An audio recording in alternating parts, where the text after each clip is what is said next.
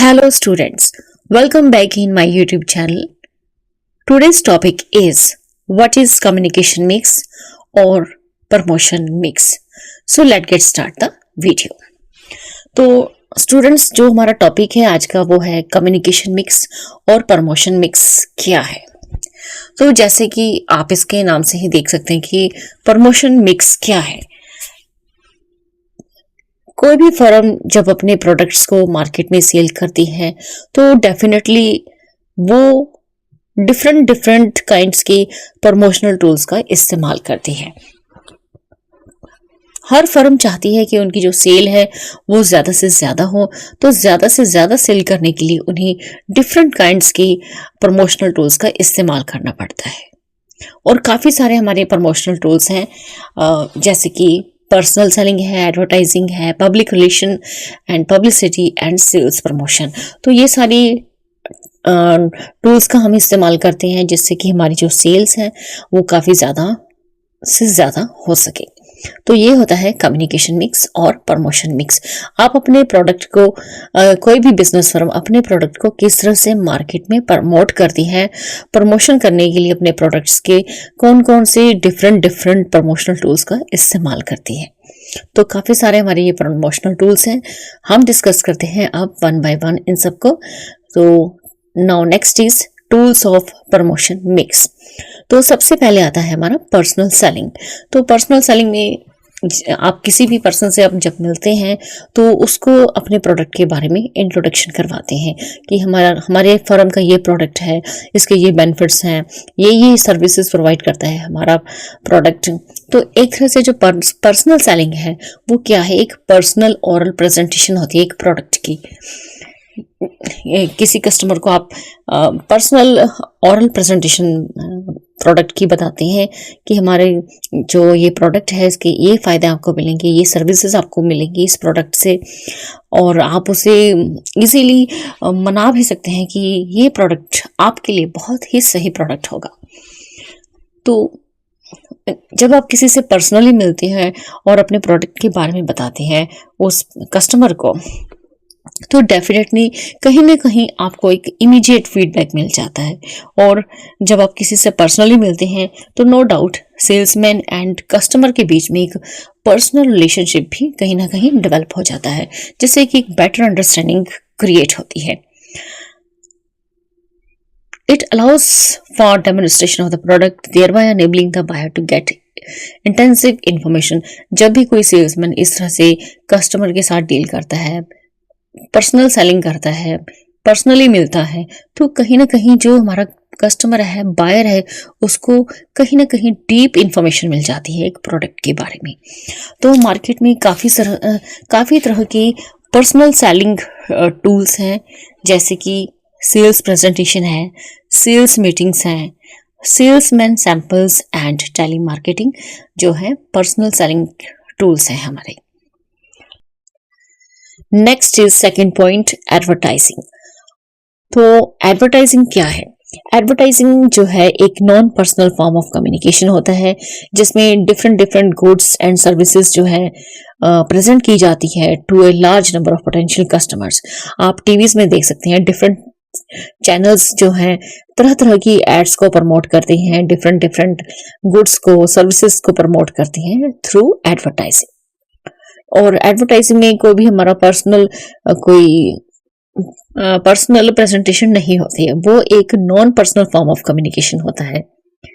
और एडवर्टाइजिंग का जो मेन पर्पस यही होता है कि गुड्स एंड सर्विसेज आपने प्रोवाइड करनी है and help the concern to face competition.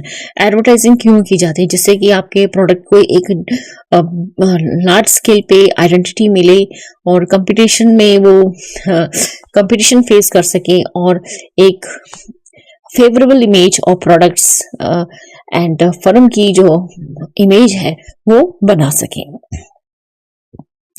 The various media of advertising, advertising के काफी सारे मीडियाज हैं, जैसे कि न्यूज़पेपर्स हैं, मैगजीन्स हैं, कैटलॉग्स, रेडियो है, टीवी है, billboards, science and posters etcetera. तो ये सारे जो फॉर्म्स हैं ये सारे एडवर्टाइजिंग को रिप्रेजेंट करते हैं। तो यहाँ पर एक डेफिनेशन दे रखी है, the American Marketing Association defines advertisement as any paid form of non personal presentation.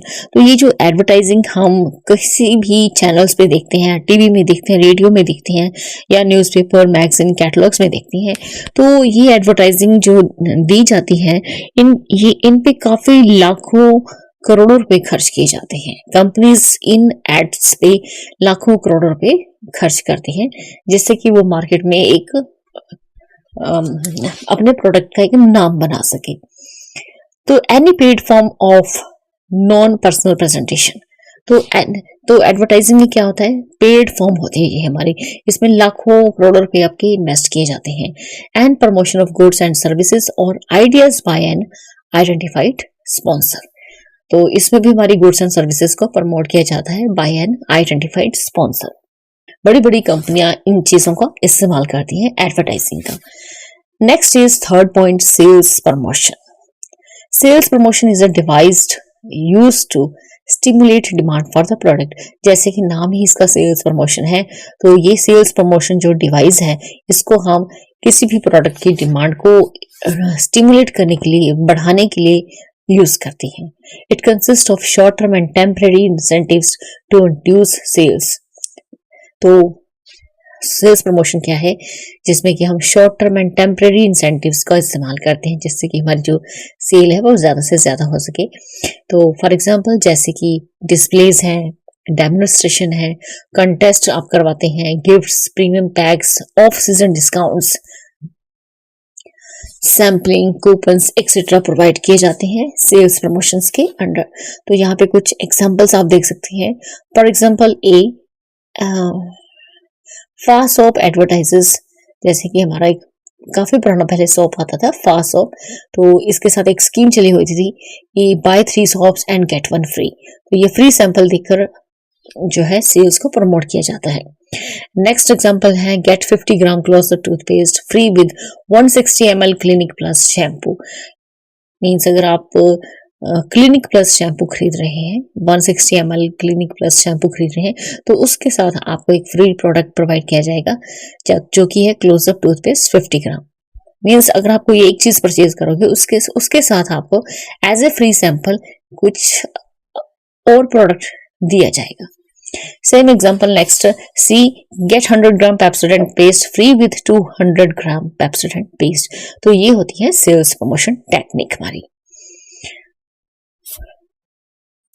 तो यहाँ पर एक डेफिनेशन दे रखी है, American Marketing Association defines sales promotion as those marketing activities other than personal selling, advertising and publicity that stimulate consumer purchasing and dealer effectiveness and such as displays, shows, demonstration, exposition and various non current selling efforts not in ordinary routine. तो American Marketing Association ने sales promotion को define किया है कि वो सभी marketing activities जो कि हमारी पर्सनल सेलिंग से अलग हैं, पर्सनल सेलिंग को छोड़कर जो हमारी अलग मार्केटिंग एक्टिविटीज है, जिससे कि हम एडवर्टाइजिंग करते हैं या पब्लिसिटी, जिससे कि हमारे जो कंज्यूमर की परचेजिंग है वो इंक्रीज हो सके, एंड डीलर की इफेक्टिवनेस, जैसे कि अब जो डीलर्स होते हैं, शॉपकीपर्स होते हैं, वो क्या कर सकते हैं, वो करते हैं अपने प्रोडक्ट को डिस्प्ले करते हैं, ज्यादा से ज्यादा शो करते हैं, ज्यादा से ज्यादा शोज करते हैं, डेमोन्स्ट्रेशन करते हैं, एक्सपोजर करते हैं, expositions and various non current selling efforts not in ordinary routine. तो बहुत सारी ऐसी एक्टिविटीज करते हैं जो बिल्कुल हटकर होती हैं, जिसे आप ऑर्डिनरी डेली रूटीन में नहीं करते हैं। नेक्स्ट हमारा fourth point, that is publicity and public relations.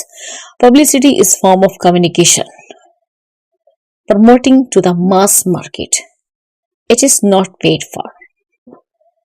Publicity is form of communication. Publicity जो है एक कम्युनिकेशन का ही फॉर्म है, जो कि लार्ज स्केल पे बड़ी मार्केट में हम प्रमोट करते हैं।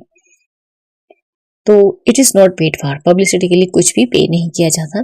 The tools of publicity include press conference, speeches, annual reports, publications, donations and sponsorships, only that part which is not paid for।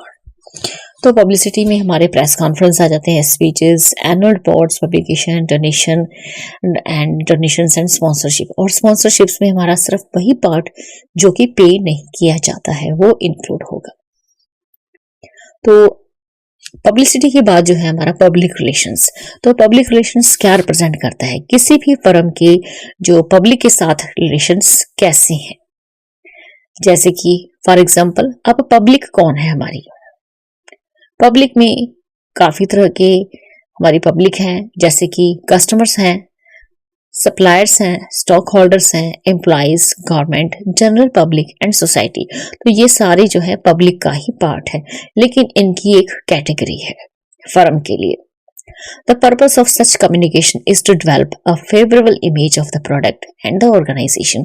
तो इस कम्युनिकेशन का जो पर्पस यही है कि हमारी फर्म का जो भी प्रोडक्ट है उसकी एक फेवरेबल इमेज अच्छी बनानी है हमें, और हमारी ऑर्गेनाइजेशन की जो इमेज है वो अच्छी होनी चाहिए मार्केट में।